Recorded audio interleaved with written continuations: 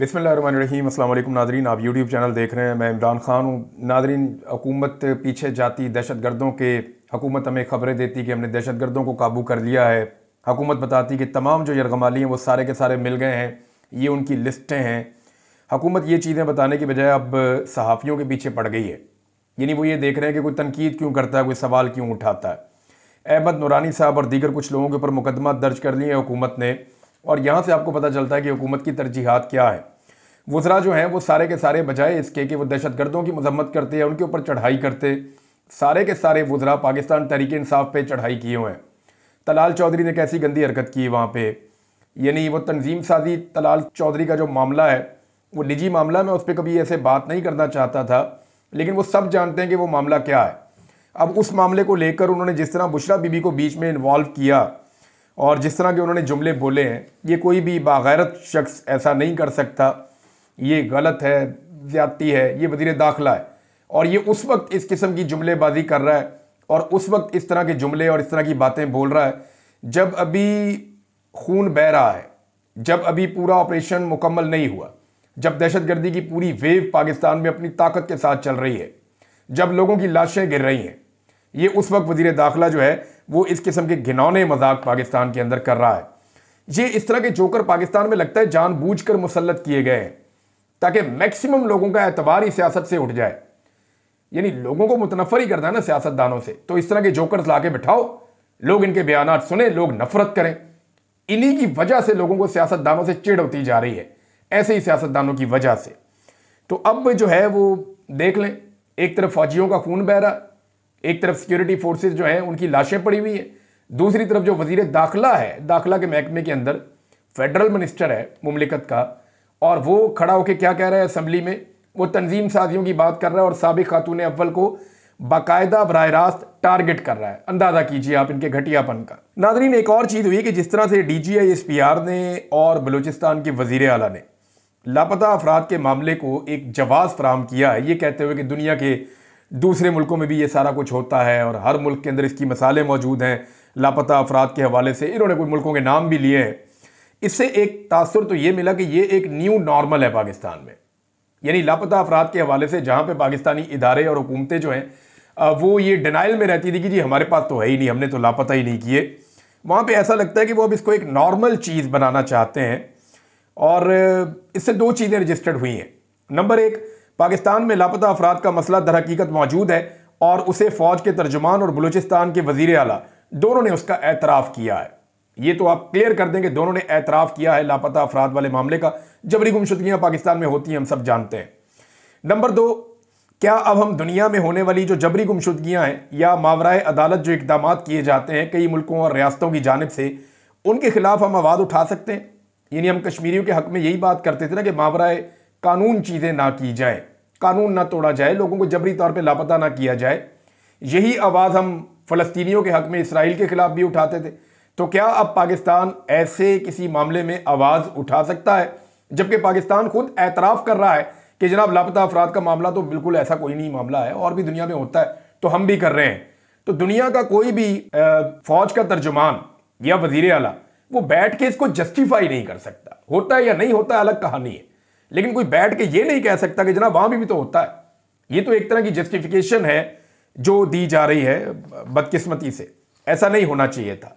दूसरा, पाकिस्तान ने रॉ के ऊपर इल्ज़ाम लगाकर अपना केस क्या मजबूत किया है या कमज़ोर किया है। देखिए, अब हम आंखें बंद करके हर बात के ऊपर यकीन तो कर नहीं सकते। जब अफगानिस्तान के अंदर अमेरिका निकल कर जा रहा था, उस वक्त मैं खुद रिपोर्ट कर रहा था और पाकिस्तान की एस्टेब्लिशमेंट उस वक्त बगले बजा रही थी, खुशियां मना रही थी कि जनाब अफगानिस्तान के अंदर अगर किसी को सबसे बड़ी शिकस्त हुई है तो ये दावा किया जा रहा था वो इंडिया को ही है। ये जनरल बाजवा और उनकी सारी कंपनी जो है वो ये दावा करते थे उस वक्त की मिलिट्री एस्टेब्लिशमेंट कि अगर किसी को सबसे ज़्यादा अफगानिस्तान में नुकसान होने जा रहा है तो सारी की सारी इन्वेस्टमेंट और मेहनत इंडिया की डूबने जा रही है, क्योंकि वहाँ पे अफगान तालिबान आ रहे हैं जो इंडिया को पसंद नहीं करते और इंडिया ने जिस हुकूमत को हमेशा बैक किया, जिस हुकूमत को हमेशा सपोर्ट किया, वो हुकूमत जा रही है। तो होना तो ये चाहिए था कि पाकिस्तान के आज अफगानिस्तान के साथ बेहतरीन ताल्लुकात होते, लेकिन हुआ क्या, आज इंडिया के अफगानिस्तान के साथ ताल्लुकात है और पाकिस्तान कह रहा है जी अफगान सरजमीन को इंडिया इस्तेमाल कर रहा है और इंडियन रॉ मुलव्वस है पाकिस्तान के अंदर दहशतगर्दी में। अब एक तो पाकिस्तान को यह साबित करना चाहिए, सबूतों के साथ आना चाहिए कि पहले सबूत इकट्ठे करें और मजबूत तरीके से अपने केस को सामने लेकर आए, जैसे वो लाहौर वाले मामले में लेकर आए थे। डिफरेंट इदारों ने मिलकर काम किया था, सीटीडी ने बहुत काम किया था, सबूत इकट्ठे किए थे और एक्सपोज किया था इंडिया को। ये जो लाहौर के अंदर 2-3 इंसिडेंट दहशतगर्दी के हुए थे, खासतौर पे जो एक जौहर टाउन वाला इंसिडेंट था, उस इंसिडेंट को लेकर बड़े जबरदस्त शवाहिद के साथ पाकिस्तान ने सारे सबूतों के साथ इंडिया को एक्सपोज किया था। तो अब भारत का बयानिया तो पूरी दुनिया में आप सब जानते हैं पाकिस्तान की निस्बत ज्यादा बिकता है। पाकिस्तान की बात कम मानी जाती है, भारत की बात ज्यादा मानी जाती है। तो पाकिस्तान को सबूतों के साथ आना चाहिए था, अपने केस को मजबूत करना चाहिए था, लेकिन भारत को और अफगानिस्तान को हमने एक सफ में खड़ा कर दिया है। अब ये पता नहीं हम जानबूझकर कर रहे हैं या गलती से हो रहा है, लेकिन ये जो हम कर रहे हैं, जो हम दिखा रहे हैं, इसका मतलब पता क्या है कि इंडिया और अफगान हुकूमत मजीद एक दूसरे के करीब आ जाएंगे। वो वैसे भी गल्फ कंट्रीज के अंदर एक दूसरे से मुलाकातें कर रहे हैं, क्योंकि अफगानिस्तान के वीज़ों पे तो पाबंदी कोई नहीं है। वो जा सकते हैं ओमान भी, वो जा सकते हैं दुबई भी, पाकिस्तान के ऊपर पाबंदियां लगी हुई हैं। इंडियंस भी जा सकते हैं दुबई, ओमान, कतर, जहां चाहें। तो वो आपस में मुज़ाकरात कर रहे हैं और आपस में चीज़ें एक दूसरे के साथ तय कर रहे हैं। नाज़रीन, सरफराज बुगटी साहब ने एक और बात की। सरफराज बुगटी साहब ने क्या कहा? उन्होंने कहा कि जनाब जो पिछली हुकूमत थी वो टीटीपी को लाके उनकी आबादकारी करके गई है। मैं अभी इसका सारा जो है पोस्टमार्टम खोल के आपके सामने रख देता हूं। यहां पे राणा सनाउल्लाह साहब का स्टेटमेंट भी मेरे पास मौजूद है। वो ये कहते हैं कि पिछली हुकूमत में जिस तरह टीटीपी की आबादकारी की गई, इसी तरह बलूचिस्तान में भी कई कमांडरों को जेलों से रिहा किया गया, जिन्होंने बाहर जाकर दोबारा कैंप बना लिए। दहशतगर्दी की एक बड़ी वजह यह भी है। नंबर एक तो आप ये बात ले लें कि जेलें जो हैं वो सूबाई हुकूमत के पास होती हैं, और जेलों में अगर कमांडर बंद किए गए थे तो वो एस्टेब्लिशमेंट ने और फौज ने पकड़ के बंद किए थे। अगर वो कमांडर छोड़े थे तो सूबाई हुकूमत इसी सरफराज बुगटी की बलूचिस्तान अवामी पार्टी, बाप पार्टी की हुकूमत थी। वहां पीटीआई की हुकूमत नहीं थी। हुकूमत किसकी थी? बाप पार्टी की। बाप पार्टी का पहला मेंबर था ये। अभी ये वजीर आला बनने के लिए पीपल्स पार्टी में आ गया। तो ये सरफराज बुगटी पहले बाप पार्टी में थे और अपनी ही पार्टी पे ये एलिगेशन लगा रहे कि जनाब हमने पहले कमांडर छोड़ दिए थे। तो ये एस्टेब्लिशमेंट से पूछे ना कि क्यों छोड़े थे, और इन्हीं की दौरे हुकूमत में छोड़े थे। जबकि टीटीपी की आबादकारी के हवाले से मेरे पास एक और स्टेटमेंट है, ये राणा सनाउल्लाह साहब का स्टेटमेंट है। ये जरा आप उनके एक आधे जुमले में आपको समझ आ जाएगी। ये हामिद मीर साहब को इंटरव्यू दे रहे हैं 2022 में, अक्टूबर 2022 में, और ये वो वक्त है जब दहशतगर्दों को पाकिस्तान में लाकर बसाया जा रहा था। देखिए, ये इल्ज़ाम तो लगाया जाता है ना, राणा सनाउल्लाह साहब साफ कह देते हैं जनाब के दहशतगर्दों को पाकिस्तान तरीके इंसाफ लेकर आई थी, लेकिन ऐसा हुआ नहीं था। मुराद सईद से या मंजूर पश्तीन से जो दुश्मनी बन गई एस्टेब्लिशमेंट की बहुत बड़ी, वो इसी वजह से बनी कि 2022 में जनरल बाजवा ने और उनके साथियों ने यह फैसला किया कि वो टीटीपी को लाकर पाकिस्तान में बसाएंगे। उन्होंने इमरान खान साहब को कायल किया, तो इमरान खान साहब ने कहा ठीक है, हम इसके ऊपर डिबेट शुरू करवा देते हैं, और वो डिबेट शुरू हो गई। लेकिन पाकिस्तान तरीके इंसाफ और उनकी काबीना इमरान खान साहब की माने नहीं, फिर इनकी हुकूमत खत्म कर दी गई। और जब हुकूमत आ गई पीडीएम की, शहबाज शरीफ को वजीर आजम, बिलावल को वजीर खारजा और राणा सनाउल्लाह को वजीर दाखिला बनाया गया, तो फिर ये टीटीपी को लाया और लाकर उन्होंने बसाया। हामिद मीर के शो में राणा सनाउल्लाह साहब का एक जुमला सुनिए जरा आप। माफी दी जाए या हमारी जो सजा है उसमें जो है वो कमी लाई जाए। कुछ ऐसे हैं उनके साथ मुज़ाकरात होने चाहिए, उनको वापस आने का मौका भी मिलना चाहिए। ठीक है जी, ये राणा सनाउल्लाह साहब का स्टेटमेंट है। इसी तरह ख्वाजा आसिफ भी स्टेटमेंट देते रहे हैं, और उस वक्त के जो पाकिस्तान के DGISI थे नदीम अंजुम साहब, उनकी मौजूदगी में ख्वाजा आसिफ ने अफगानिस्तान की हुकूमत के साथ इसी हवाले से कि टीटीपी को पाकिस्तान में वापस लाकर बसाना है, बातचीत भी की थी। अब आप जितना मर्जी रोला डालें, जितनी मर्जी छलांगे मारें, तारीख जो है वो लिखी जा चुकी है। सरफराज बुगटी साहब इसको बदल नहीं सकते। ये जो दहशतगर्द आए हैं पाकिस्तान में, ये पीडीएम की हुकूमत लाई है। जनरल बाजवा का फार्मूला था, जनरल बाजवा को हथकड़ियां लगाएं और उन्हें लेकर जाएं, ले जाके उनके ऊपर टॉर्चर करें, उन्हें बंद करें, उनसे पूछें कि तुम्हें किसने कहा था कि इन दहशतगर्दों को पाकिस्तान वापस लेकर आओ। हालांकि 2021 में अमेरिका वहां से निकलकर चला गया जान छुड़ाकर, और आप मामला को तय कर सकते थे। पाकिस्तान को आज भी अफगानिस्तान के साथ बैठकर बात करनी चाहिए और अफगानिस्तान के साथ अच्छे ताल्लुकात बनाने चाहिए, ताकि पाकिस्तान के अंदर जो दहशतगर्दी हो रही है वो रुक जाए, और अफगानिस्तान और पाकिस्तान के बीच में अच्छे ताल्लुकात ही इस खित्ते में पाकिस्तान की तिजारत के लिए और मफादात के लिए बेहतर होंगे, अगर ये करना चाहें तो। क्योंकि सूरत हाल देखें, अभी मैं आपको एक लेटेस्ट खबर भी दे देता हूं कि बन्नू के अंदर अटैक हुए हैं, और खुशकिस्मती से कोई जानी नुकसान नहीं हुआ, लेकिन 3 चौकियां हैं पुलिस की, और उन तीनों के ऊपर अटैक हुआ है। और मोटरसाइकिल सवारों ने पुलिस की चौकियों पर ग्रेनेडों से हमला किया है और ये हमले लगातार अब बढ़ते चले जा रहे हैं। ये बन्नू का इलाका है। सिक्योरिटी फोर्सेज जो है वो अपना काम कर रही हैं। जनरल बाजुआ ने अपना शौक पूरा कर लिया। इन्हीं दहशतगर्दों को वापस लाने के लिए जनाब इन्होंने पाकिस्तान की अवाम से दुश्मनी ले ली थी।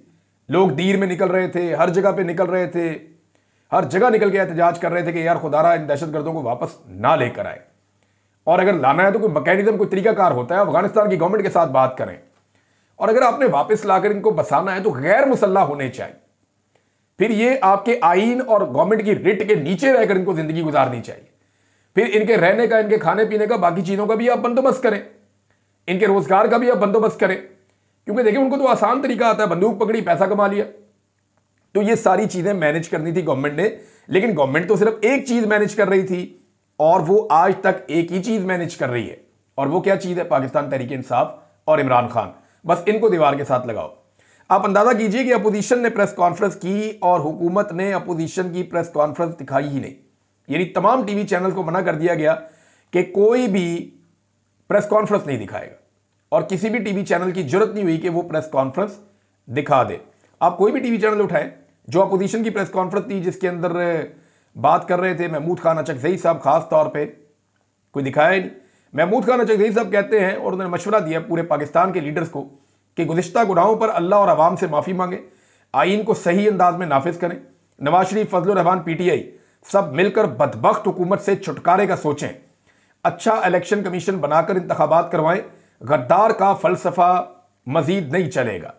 उन्होंने कहा जो वफादारियां बेचता है वो वजीर आला बन जाता है, जो ना खरीदता है ना बेचता है वो गद्दार बन जाता है। आल पार्टीज कॉन्फ्रेंस बुलाकर इन तमाम बलाओं का इलाज करें, ये महमूद खान अचकज़ई ने कहा। अब पाकिस्तान तहरीक इंसाफ का मुतालबा है कि आल पार्टीज कॉन्फ्रेंस अगर आपने बुलानी है तो इमरान खान साहब को भी निकाल कर लाएं, जेल में से पैरोल पर लेकर आए। उतना बड़ा लीडर है, पूरे पाकिस्तान में सबसे मकबूल आदमी है, 70-80% लोग उसके पीछे चलते हैं। तो उसके बगैर आप आल पार्टीज कॉन्फ्रेंस कैसे कर सकते हैं? वो सारी पार्टियां एक तरफ, वो अकेला एक तरफ, इतनी उसकी मकबूलियत और कबूलियत है पाकिस्तान में। तो उस शख्स के बगैर आप तो बहुत मिनॉरिटी में है, आपके साथ तो अवामी सपोर्ट ही नहीं है। तो इमरान खान को बुलाएं, उसको शामिल करें। मुश्तरका एलामिया जब आएगा, इमरान खान उसका हिस्सा होगा, तो आप उसका इंपैक्ट देखिएगा कितना होगा।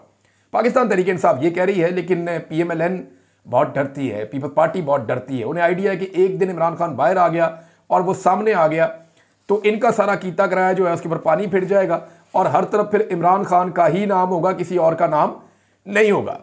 नाज़रीन, मैं कुछ खबरें देख रहा था, वकार साहब है हमारे दोस्त, उन्होंने एक नुक्ता उठाया, उसके बाद मैंने वाकई चेक किया।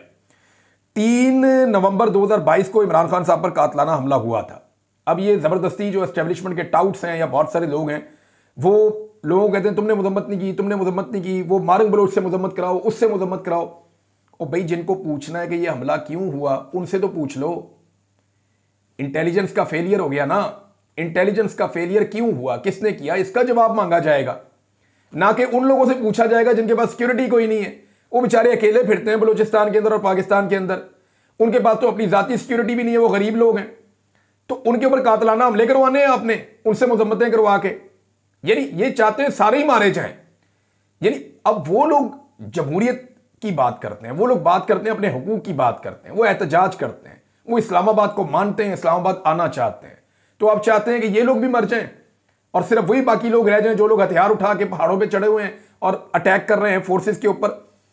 मेरे ख्याल में ये बहुत ही कमज़ोर बात है। मजम्मत का मामला आया तो फिर वहाँ से हमें याद आया कि इमरान खान साहब पर जब कातलाना हमला हुआ था, क्या उस वक्त पाकिस्तान के आर्मी चीफ DGISI या पाकिस्तान की मिलिट्री एस्टेब्लिशमेंट ने मजम्मत की थी? तो जनाब मैंने 3 नवंबर को ये वाक़या हुआ था, 4 नवंबर और 5 नवंबर दोनों के अखबारात पढ़े तो ना 4 नवंबर को कोई मजम्मत की गई, ना 5 नवंबर को कोई मजम्मत की गई, बल्कि 5 नवंबर को जो काम किया गया जरा वो देखें आप। 5 नवंबर के अखबार में बाकायदा ये मुतालबा किया गया मिलिट्री एस्टेब्लिशमेंट की जानिब से कि इमरान खान और PTI के खिलाफ कार्रवाई की जाए, क्योंकि इन्होंने जनाब ये कहा है कि ये हमले के पीछे एस्टेब्लिशमेंट है। अब आप अंदाज़ा करें, ज़रा ये जुमले आप देख लें। हुकूमत इमरान खान के झूठे इल्ज़ामात पर कानूनी कार्रवाई करे। फौजी तर्जुमान मज़मूम मकासद के लिए फजूल इल्ज़ामात लगाकर अफसरान और सिपाहियों की इज्जत और वकार को दागदार किया जा रहा है। भाई वो इमरान खान साहब हैं, एक FIR करवाना चाह रहे थे, साबिक वज़ीर आज़म है, मजम्मत तो पहले आप जारी करें। तो मजम्मत वहाँ पर भी नहीं की गई थी। अभी नाज़रीन एक और सवाल उठाया गया और ये जावेद चौधरी साहब ने भी उठाया, कुछ और जर्नलिस्ट भी उठा रहे हैं। हमने जब बलूचिस्तान में कुछ सहाफ़ियों से बात की तो उन्होंने भी कहा जी यही सवाल हमारे दिमाग में है, अगर ये हमें शामिल करें प्रेस कॉन्फ्रेंस में या हमें ब्रीफिंग दें तो हम ये सवालात सामने रखने की कोशिश करेंगे, क्योंकि ये बड़े कलीदी बुनियादी सवालात हैं। यानी आदादोशुमार जो दिए गए हैं उनके मुताबिक 440 बंदे ट्रेन में सवार थे और उनमें से 339 के बारे में दावा किया गया कि वो बादियाब हो गए, 26 अफराद के बारे में दावा है कि वो शहीद हो गए। तो फिर भी 75 से ज्यादा लोग, 75 से 80 लोग जो हैं वो बचते हैं। ये बंदे किधर हैं, इनके बारे में कुछ पता नहीं। जावेद चौधरी साहब ने कहा कि हो सकता है कि बीएलए वाले इनको अपने साथ ले गए, कुछ लोग कह रहे हैं हो सकता है ये शहीद हो गए या अभी तक पता नहीं चल रहा कि ये गए कहां पे। तो अभी भी 70 से 80 लोग जो हैं उनके बारे में कोई इतला नहीं है कि वो लोग कहां मौजूद हैं, वो लोग जो हैं वो बहिफाजत मौजूद हैं या किसी खतरे में हैं या उनकी क्या हालत है, इसके बारे में अभी तक कोई इंफॉर्मेशन बाहर आई नहीं है। नाज़रीन एक और खबर है और ये किसानों के हवाले से है। ये खबर मुझे आपको ज़रूर देनी है क्योंकि किसानों का मामला हमेशा मैं उठाता हूँ और पाकिस्तान की जो है वो एक रीढ़ की हड्डी की हैसियत रखते हैं किसान, लेकिन लगातार किसानों को पीसा गया है। शहबाज शरीफ, नवाज शरीफ की जब भी हुकूमत आई है किसान दुश्मन हुकूमत है।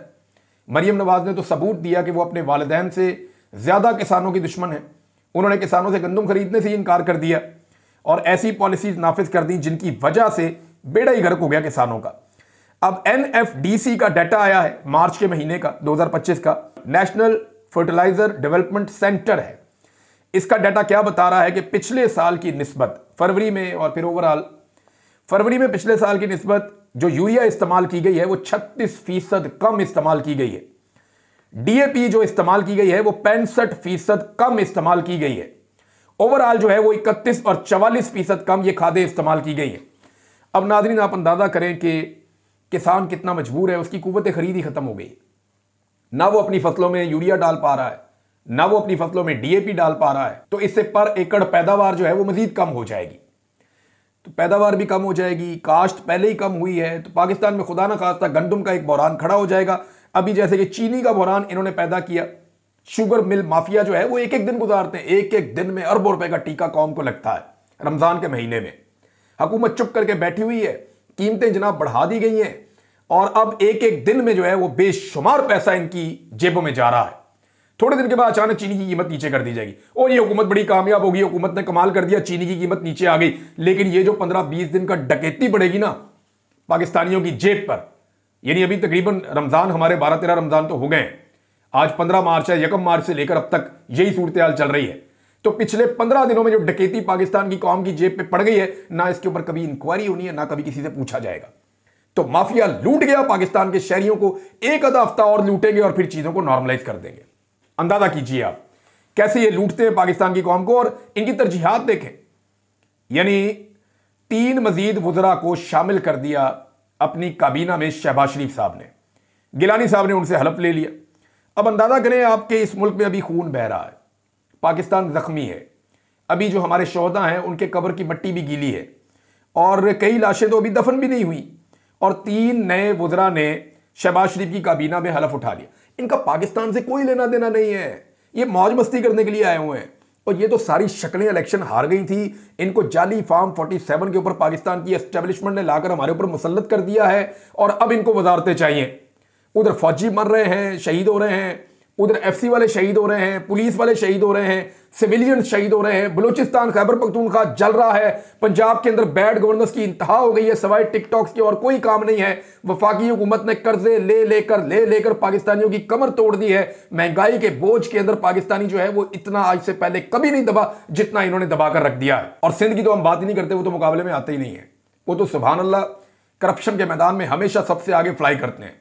अभी 9 अरब रुपए का जो है वो बिलावल साहब ने खबरों के मुताबिक, चंद खबरों जो चल रही थी उनके मुताबिक बिलावल साहब ने 9 अरब रुपए के सवाबदीदी फंड्स हासिल कर लिए हैं और सिंध के किसानों के पानी के ऊपर 6 नहरें बनवा दी हैं आसिफ अली जरदारी ने। बंद कमरों में कहते हैं नहरें बनाओ, बाहर निकल के रोला डालते हैं हल्का हल्का दोनों बाप बेटा, हल्की हल्की ढोलकी बजा के बाहर निकल के जो है एहतजाज करते हैं और अंदर बैठ के कहते हैं बनाओ नहरें बनाओ, कोई बात नहीं, हमें फंड्स दे जाओ, बस पैसा दे जाओ हमें ताकि हम अपनी मर्जी के काम पाकिस्तान में करते जाएं। नाजरीन, खबरें मेरे पास बहुत इंपॉर्टेंट हैं और कुछ नक्शे भी हैं जो मैं आपके साथ शेयर करना चाहता हूं, लेकिन एक आधा दिन मुझे और दे दें, मैं इस पर थोड़ा सा और काम कर लूं कि CPEC, belt and road initiative, Afghanistan, Iran, तुर्की, पाकिस्तान, चाइना और रशिया, ये रीजन के अंदर जो एक बहुत बड़ा गेम चेंजर था, वो गेम चेंजर आज कहां है, इसके बारे में हम बात करेंगे। लेकिन जाते जाते एक खबर मैं आपको और बता दूं कि फजलुर रहमान साहब सीट एडजस्टमेंट मांग रहे हैं पाकिस्तान तहरीक इंसाफ से। कुछ खबरों के मुताबिक वो कह रहे हैं जी पहले भी हमारे साथ हाथ हो गया, अब अगर PTI ने हमारे साथ हाथ कर दिया तो बहुत बुरा हो जाएगा, लिहाजा वो सीट एडजस्टमेंट मांग रहे हैं।